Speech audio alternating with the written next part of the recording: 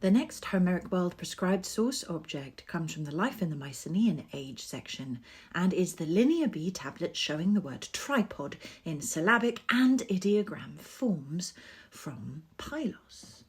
So this is the thing, this is not from Mycenae or Tiryns, this is from Pylos, which is a city that's not actually on the syllabus, but it's worth knowing about. And this was where Nestor, the great counsellor of the Greeks in the Iliad, was meant to have lived. And this tablet was found in the archives, which you can see there in the palace complex near the Megaron, which is sort of to the north of it. This Linear B tablet, or tablet number 641, is from around the 13th century BC or BCE. It's made from clay that has been accidentally fired. It is from the archive room in the Palace of Pylos, and it's now in the National Archaeological Museum of Athens. It's important to us because it shows the syllables and ideograms, including the word for tripod. Now, this is written in Linear B, and for a long time, no one knew what Linear B meant.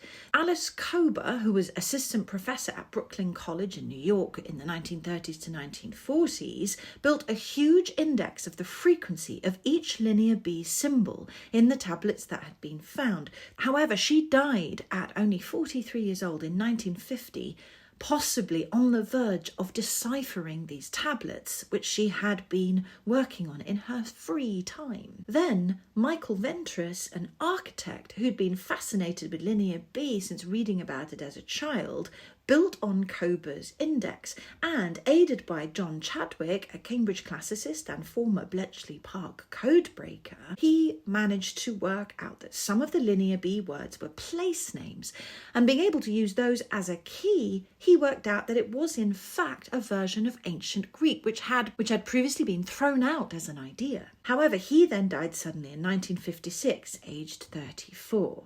But he had published on the topic at that point, and he is generally credited as the person who deciphered Linear B. Linear B is so called because it comes after Linear A, which still hasn't been deciphered. The reason why we can understand Linear B is because we can now see that it is a syllabic language. So each one of these symbols that you can see in this box represents not just an individual letter, but in fact a combination, either as the first column shows a vowel, or as the rest of it shows a consonant vowel pair. So if you read along the top line there, you get a, da, ja, ka, ma, na, pa, ka, ra, sa, ta, wa, and za. Each one of those therefore makes up a syllable of a word. There are also ideograms, which are literally pictures of ideas, pictures of things. And each one of these ideograms also represents an entire word. And these are written alongside a word in syllables on the tablets.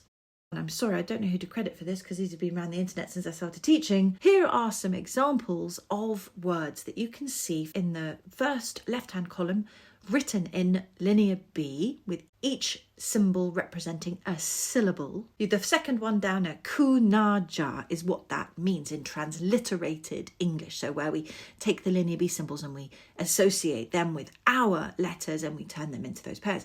The Mycenaean Greek there that's being spelled out as gunaya, and that links to classical ancient Greek as gune, which means woman, is where we get the word gynecology. So here on the right hand side, you can now see again some similar sets here. So we've got the Mycenaean Linear B word at the top, then the transliteration into English consonant syllable pairs, and then the Mycenaean Greek, and then the classic Greek. Do pause this point if you'd like to read through them in a bit more detail. Now, the reason why the tablet 641 is really important is because it gives us this word here, te, re, po, de, and then it has, aside from then the list of tripods, it then has a picture of a tripod, an ideogram of a tripod.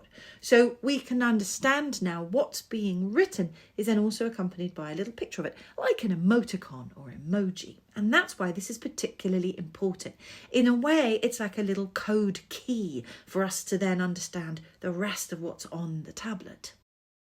Now go and see the other videos in this series of the Homeric World prescribed sources.